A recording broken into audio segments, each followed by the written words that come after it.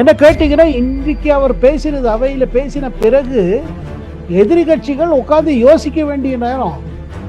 அரசோட பணத்தை தொடமாட்டோம், தொட விடமாட்டோம், தொட்டவர்களை விடமாட்டோம்னு சொன்னார் பாருங்க.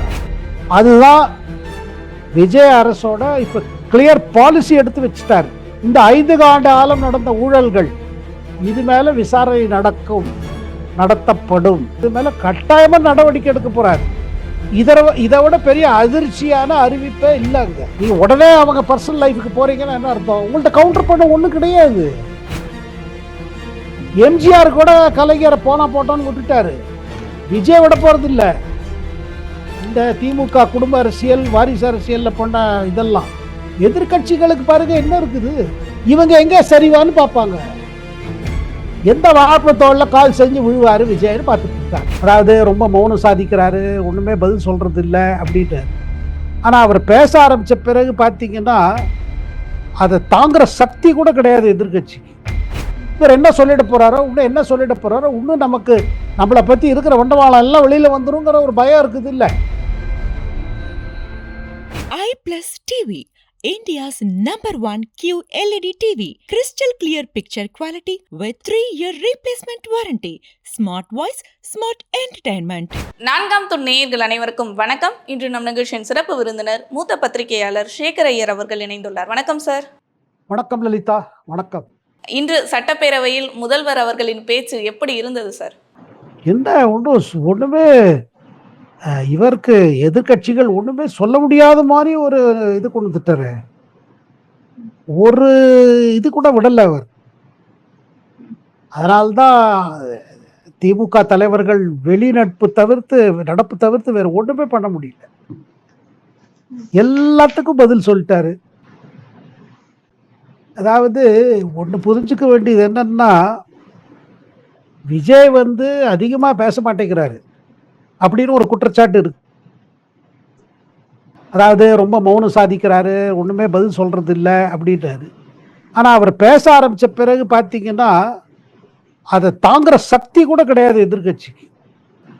ஏன்னா அப்படி சில கருத்துக்களை முன் வைக்கிறாரு, சில ஃபேக்ட்ஸை முன் வைக்கிறாரு. இன்னைக்கு பாருங்களேன், அவர் பல விஷயம் சொல்லிட்டே போனாரு. ஏன்னா அவர் மேல போட்ட பழி, அவர் அரசு மேல போட்ட பழி, அவர் செயல்முறை எல்லாத்துக்கும் பதில் கொடுத்துட்டாரு.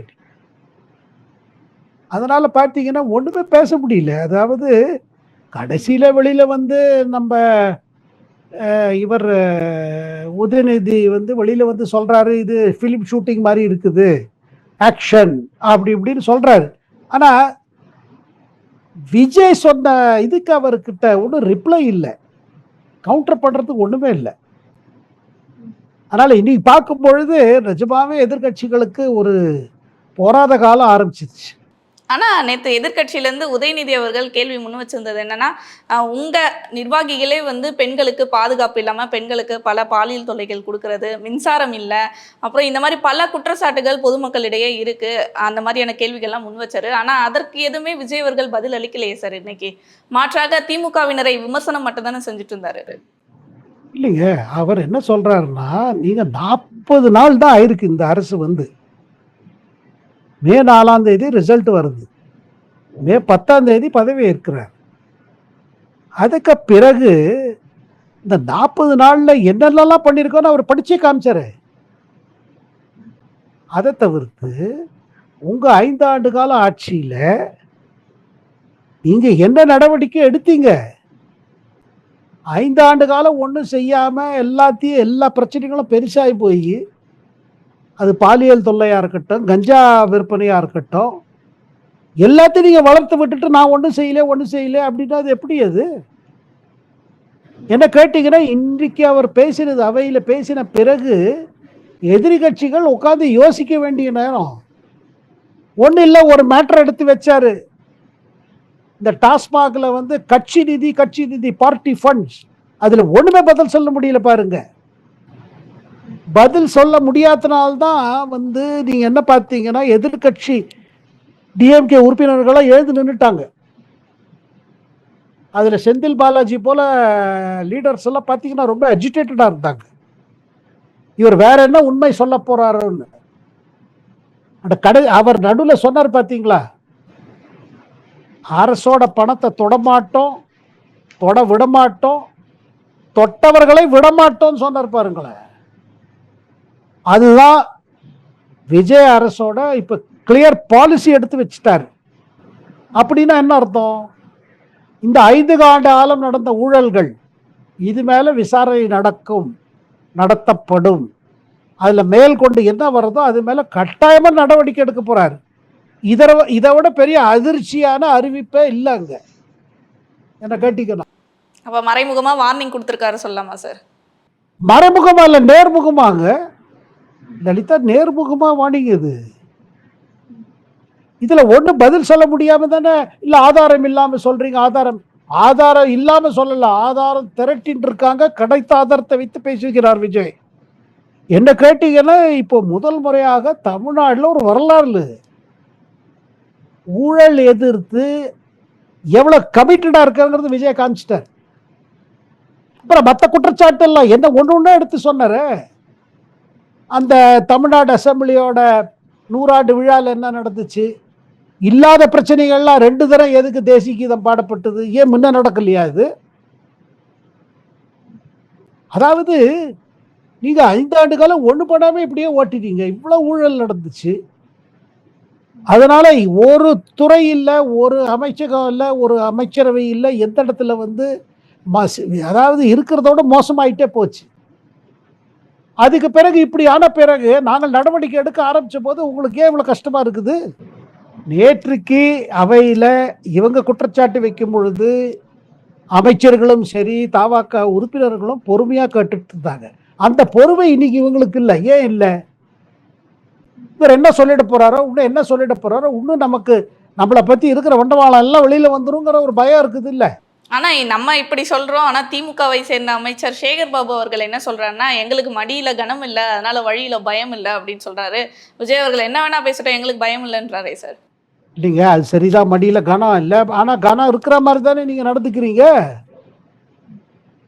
இங்க பாருங்க, நீங்க நிஜமாவே ஒண்ணுமே தப்பு செய்யலைன்னா என்ன சொல்வீங்க?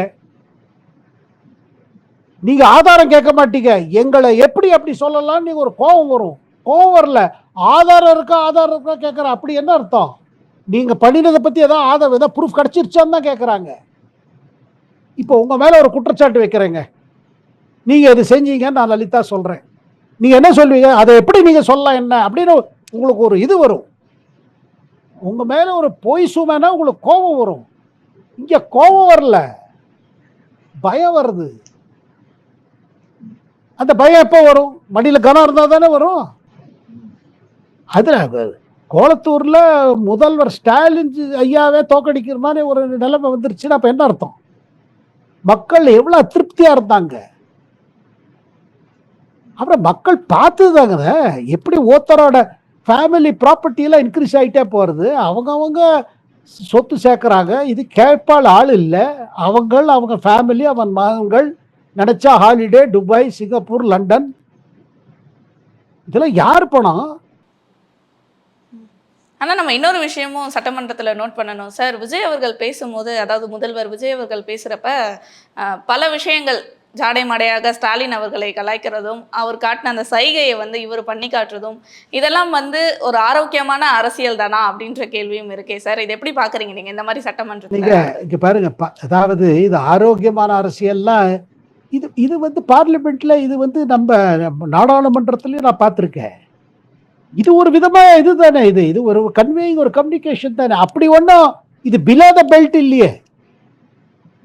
அதாவது பார்லிமெண்டரி டீசன்சி சொல்றாங்க, ஒரு சட்டசபைக்குன்னு ஒரு மரியாதை உண்டு. அதுல என்ன குறைவா பேசிட்டாரு அவர் ஸ்டாலின் காங்கிரஸ் டிஎம்கே அலையன்ஸ் ஆனோடனே இப்படின்னாரு. அதை இவர் அதான் சொன்னாரு. பாருங்க என்ன நடந்ததுன்னு. இல்ல, அதாவது இவர் ஆக்டர் சொல்லிட்டு இப்படி பண்ணிட்டார். இது நீங்களுக்கு அப்ப ஸ்டாலின் அப்ப அன்னைக்கு காமிச்சாரு. அது அர்த்தம் என்ன? காங்கிரஸை முடிச்சுட்டேன்னு காமிச்சாரா, இல்ல அலையன்ஸ் நல்லா முடிச்சிருச்சுன்னு காமிச்சாரா? அந்த ஆக்ஷனை தானே ரிப்பீட் பண்றாரு. ஏன்னா ஒருத்தர் இல்லாத இடத்துல ஸ்டாலின் அவர்கள் அங்க இல்லாதப்ப அவர்களை பற்றி பேசுவதுன்றது ஒரு முறையான ஒரு விஷயம் இல்லையா? இல்லைங்க, அவர் பேர் சொல்லி பேசலை, பேர் சொல்லலை. அதே நேரத்தில் அவர் ஒரு கம்யூனிகேட் பண்ணுறாரு. யாருக்கு? தமிழ்நாடு மக்களுக்கு. அந்த மெசேஜ் வந்து ஹவுஸுக்கு வெளியில் இருக்கிற மக்களுக்கு மெசேஜ் போகுது. இங்கே பாருங்க அவையில் என்ன நடக்குது, இந்த எதிர்கட்சிகள் எப்படி பேசுகிறாங்க. நீங்கள் கொடுத்த வாக்கு, அதாவது நீங்கள் கொடுத்த ஓட்டு, நான் கொடுத்த வாக்கு, நீங்கள் வந்து ஒரு ஜனநாயகங்கிற முறையில் நீங்கள் ஒரு உங்களையே கேலி பண்ணுறாங்க. நீங்கள் ஒரு சினிமாக்காரருக்கு ஓட்டு போட்டீங்க, ஒரு இவருக்கு ஓட்டு போட்டீங்கன்னு மக்கள் ஓட்டளித்து தானே எழுவு பண்ணி பேசுகிறாங்க. மேண்டேட்டுக்கு மரியாதை இருந்தனா எதுக்கு அப்படி பேசணும்? அவர் சொல்கிறார் அதை பற்றி கவலை இல்லை.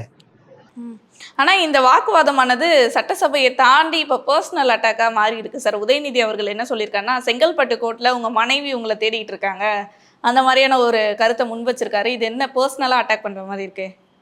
இதில் இது வந்து இது தேவை. அப்போ உங்கள்கிட்ட வேற ஒன்றும் சொல்கிறதுக்கு கவுண்டர் பண்ண இல்லைன்னு அர்த்தம் இல்லை. நீங்கள் உடனே அவங்க பர்சனல் லைஃபுக்கு போகிறீங்கன்னு என்ன அர்த்தம்? உங்கள்கிட்ட கவுண்டர் பண்ண ஒன்றும் கிடையாது. அதை தவிர்த்து உள்ள ஒரு பயம் இருக்குது. முன்னாள் அமைச்சர்கள் அவ்வளோ பேருக்கு என்ன பயம்னா, இந்த விஜிலன்ஸ் வந்து புது கேஸ் கம்ப்ளைண்ட்ஸ் வரும் இல்லைங்க. பணம் கொடுத்தவங்க தான் கம்ப்ளைண்ட் பண்ணுவாங்க. இவ்வளோ பிடுங்கிட்டாங்க, இவ்வளவு வசூல் பண்ணாங்க. இவங்க சைடில் என்ன இருக்குன்னா, நம்ம கையில் அந்த நிதி சக்தி இருக்குது, நம்மள்கிட்ட பண சக்தி இருக்குன்னு அந்த எதிர்கட்சிகளுக்கு இருக்குது இல்லை. மணி பவர் எங்கள்கிட்ட இருக்குது, பார்க்கலாம் எப்படி இவர் ஆட்சி நடத்துவார், அப்படித்தானே அவங்க சவால் விடுறாங்க. அந்த சவாலுக்கு இது பதில். ஏன்னா மக்களும் அதான் எதிர்பார்க்குறாங்க. ஊழல் எதிர்த்து போராட்டங்கிறது தேர்தல் முடிவோட இதாக இல்லை, அது முடியல. தேர்தல் போது இவர் என்னெல்லாம் சொன்னாரோ அதுக்கு மேல்கொண்டு நடக்கிற விஷயங்கள். இவங்களுக்கு உள்ளுக்குள்ள என்னன்னா ஒரு பயம் வந்திருக்குங்க. என்ன, இவர் நிஜமாவே கேஸ் எல்லாம் திறக்க ஆரம்பிச்சாரு.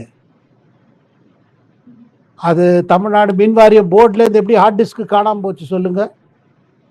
சிஸ்டத்துக்குள்ளே இன்னும் அவங்களுக்கு சப்போர்ட் பண்ணி வேலை செய்கிறவங்க இருக்காங்க. அவங்கள ஐடென்டிஃபை பண்ணாதவரை இந்த அரசுக்கு ஏதாவது ஒரு பிரச்சனை கொடுத்துட்டே இருப்பாங்க. ஆனால் அதை கண்டு அவர் பயப்பட போகுது இல்லைங்க. அதான் விஜய் இதில் அசந்து போயிடுவார்னு ஒரு இது இருக்கு பாருங்க. இதெல்லாம் பார்த்தா முடியாமல் திணறாரு, இதாகிடாரு, ஒன்றும் பண்ண முடியாது. அந்த இது இல்லை. இப்போ நாளாக நாளாக அரசுக்கு நல்ல கிரிப்பு வருது. கிரிப்பு வரும்போது என்ன ஆகுறது, என்னென்ன அதாவது ஓரொரு அமைச்சர்களும் நேத்தி கூட பார்த்தீங்க, நம்ம ரமேஷ், நம்ம என்டோமெண்ட் மினிஸ்டரு, அறக்கட்டளை, இந்து அறக்கட்டளை, அவர் எப்படி பதில் கொடுத்தார் பார்த்தீங்களா? அப்போ என்ன தெரியுதுன்னா, அமைச்சர்களும் முதல்ல வந்து இவங்க ரொம்ப புதுசாக இருக்காங்களா, எப்படி இப்போ இன்னும் சரியாகவே ஹேண்டில் பண்ணுவாங்களா, அந்த சந்தேகம்லாம் போக ஆரம்பிச்சிருச்சு. இப்போ நேத்திக்கு அவர் ரமேஷ் கொடுத்த பதிலில் பார்க்கும்பொழுது அதான் தோணிச்சு, மேட்டர் கொஞ்சம் இவங்களும் டெப்த்துக்கு போக ஆரம்பிச்சிருக்காங்க.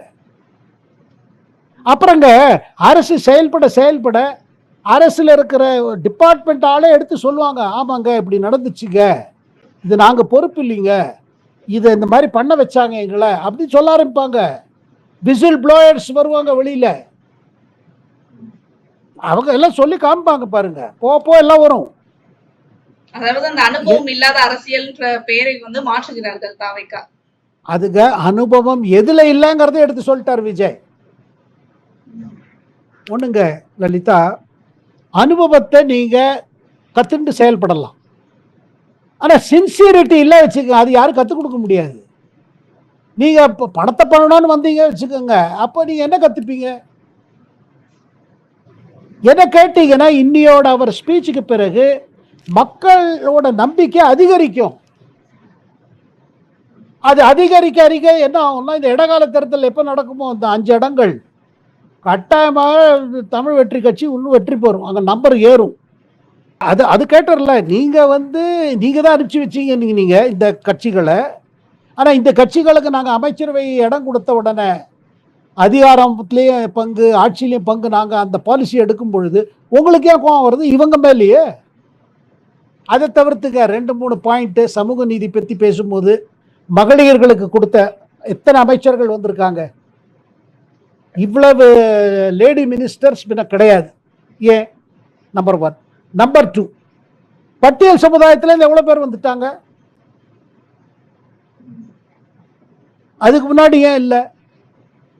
அதாவதுங்க, இவர் ரெக்கார்டு உடைச்சிட்டே போறாரு, புது புது ரெக்கார்டு பண்றாரு. அது அவங்களுக்கு என்ன பயமா இருக்குன்னா, இனிமே அசைக்க முடியாது. அதாவது முதல்ல என்ன 6 மாசம் பேச மாட்டேன்னு சொன்னாங்க. அந்த 6 அது என்ன 2 வாரத்திலே பேச ஆரம்பிச்சிட்டாங்க, 1 வாரத்திலே பேச ஆரம்பிச்சிட்டாங்க. இப்ப அவர் விஜய் மீன்ஸ் பிஸ்னஸ், அவர் சிஎம்மா சீரியஸா வேலை செய்ய ஆரம்பிச்சிட்டாரு. அப்ப போப்ப நமக்கு ஆபத்துங்கிறது உணர்றாங்க போல இருக்கு இல்ல? என்ன ஆபத்து, என்ன பிரச்சனை வரும்? அதாவது சொல்றதுக்கு சரியா இருக்கு, மடியில கனம் இல்லைன்னு. ஆனா கனம் இல்லாம எப்படி நீங்க வேதனைப்படுறீங்க? இல்ல, அதுல ஒண்ணு நோட் பண்ணீங்களா? இன்னைக்கு அவையில முக்கியமா வெளிநடப்பு நடந்த பொழுது அதிமுக வெளியில போல, இவர் பேசும்போது எடப்பாடியாரும் சிரிச்சிருந்தாரு. இதுதான் பெரிய அரசியல் திருப்பம் லலிதா, இதான் பார்க்கணும், நோட் பண்ணணும். எடப்பாடியார் கேட்டு இதை ரசித்து கொண்டிருந்தார் மாதிரி இருந்தது. அப்போ அப்போ என்ன தெரியுது? முதல்ல திமுக சேர்ந்து ஒரு ஆட்சி இவரை தடுக்கிறதுக்கான யுவம் நடக்கிறது சொல்லும் போது அது ஒரு சூழ்நிலையா இருந்தது, காலகட்டம். அந்த காலகட்டம் மாதிரி இப்போ நீங்க வெளிநடப்பு யாரும் பண்ணல. அதை தவிர்த்து பாட்டாளி மக்கள் கட்சி சோமியா அப்படியே கேட்டுட்டு இருந்தாங்க. அதை நோட் பண்ணீங்களா? ரொம்ப அட்டென்டிவா கேட்டுட்டு இருந்தாங்க. அண்ட் ஆல்ரெடி பார்த்தீங்கன்னா அன்புமணி சந்திச்சுட்டாரு, இவரை நம்ம சிஎம் சந்திச்சாச்சு. அங்கேயும் ஒரு புது அலைன்மெண்ட்ஸ் வருது. அதாவது இந்த சின்ன கட்சிகள் ஆதரவு தரணும்னு விரும்புறாங்க. ஏன்? பப்ளிக் மைண்ட், பப்ளிக் மூடு அப்படி இருக்குது வெளியில. பப்ளிக் மூடு வெளியில, அவைக்கு வெளியில இருக்கிற மூடு தான் உள்ள ரிஃப்ளெக்ட் ஆகும். ஆனா ஒண்ணுங்க, Vijay is confident of giving good government, அதுல சந்தேகமே கிடையாது. ஏதாவது கொஞ்சம் சந்தேகம் இருந்து வச்சுங்க, அதை இந்த தடவை அவர் இது பண்ணிட்டார். ஆனா திமுக இப்ப என்ன பண்ண போறாங்க அடுத்து? திமுகவோட நிலைப்பாடு எப்படி இருக்க போகுது அப்படின்ற ஒரு கேள்வி இருக்கே சார். திமுகவின் எதிர்காலம் எப்படி இருக்க போகுது இனி அப்படின்ற ஒரு கேள்வி இருக்கே சார். இல்லைங்க, திமுக ஒன்றும் இல்லைங்க, அவங்க பார்த்துட்டே இருப்பாங்க, எங்க விஜய் சறுக்கி விழுவார்னு பார்த்துட்டு இருப்பாங்க. கலவரம் நடக்குமா, நடக்கிறதுக்கு வாய்ப்பு இருக்குதா, யாரை தூண்டி விட்டா பெருசா வன்முறை வரும், இவங்களுக்கு கெட்ட பேர் எப்படி வரும்னு அதை பத்தி யோசிக்க ஆரம்பிப்பாங்க.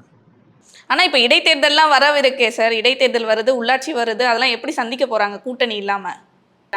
அது அது போப்போ பார்ப்பீங்களே. எதிர்கட்சிகளுக்கு பாருங்க என்ன இருக்குது, இவங்க எங்க சரிவான்னு பார்ப்பாங்க. எந்த வாழைப்பழத்தோட கால் செஞ்சு விழுவாரு விஜய்னு பார்த்துட்டு இருக்காங்க. வாழைப்பழம் சாப்பிட்டாதானே வாழைப்பழம் தோல் கீழே போடுறது. அவர் கரெக்டாக கண்டக்ட் பண்ணிட்டு போறாங்க, ஒரு வம்பு இல்லாம போறது. எனக்கு என்னவோங்க, இன்னும் அடுத்த 1-2 ஆண்டுக்கு எதிர்கட்சியால் தலை தூக்க முடியாத நிலைமை வந்துட்டு இருக்கு பாருங்க. அவர் ஒன்னொன்னா மாத்திட்டு போவாரு, அதுல மக்கள் வித்தியாசம் பார்ப்பாங்க. ஆல்ரெடி சொல்றாங்க, முன்ன இருந்த மாதிரி ஊழல் இல்லைங்க, கொஞ்சம் பயப்பட ஆரம்பிச்சிருக்காங்க, இந்த சிஸ்டத்துல ஒரு பயம் வந்துருச்சு அப்படி பல பல மக்கள் சொல்ல ஆரம்பிச்சிருக்காங்க. அதுக்குன்னு முழுமையா எல்லாம் ஊழலே இல்லைன்னு சொல்ல முடியாது, அவ்வளவு சுலபமும் இல்லை. ஆனா முள்ள பார்த்தீங்கன்னா மாறுறது. there is a change. MGR கூட கலைஞரை போட்டோன்னு விட்டுட்டாரு, விஜய் விட போறது இல்லை. இந்த திமுக குடும்ப அரசியல், வாரிசு அரசியல்ல போன இதெல்லாம் எத்தனை நடந்திருக்குங்க, எல்லாருக்கும் தெரியும் என்ன நடந்திருக்கு. ஆதாரம் வரும், தானே வரும், பார்த்துட்டே இருக்கு. மக்கள் எடுத்துட்டு வந்து கொடுப்பாங்க, இதெல்லாம் மாதிரிலாம் ஆச்சுங்க, இப்படி மோசடி ஆச்சுன்னு வரும், நிறைய வரும். அதுக்கு பிறகுதான் தமிழ்நாடு அரசியல் ஆட்டமே வேற மாதிரி போகும். கண்டிப்பாக சார். இப்ப தாவேகா அரசின் முதல் சட்டசபையானது 4 நாள் கிட்ட நடந்து முடிந்திருக்கு. இதுல தாவேகா எப்படி செயல்பட்டிருக்காங்க, எதிர்கட்சி தலைவரா உதயநிதி அவர்கள் எப்படி செயல்பட்டிருக்கான்றது ஒரு மார்க் மூலமா சொல்ல முடியுமா சார்? 10க்கு இவ்வளோன்ற மாதிரி.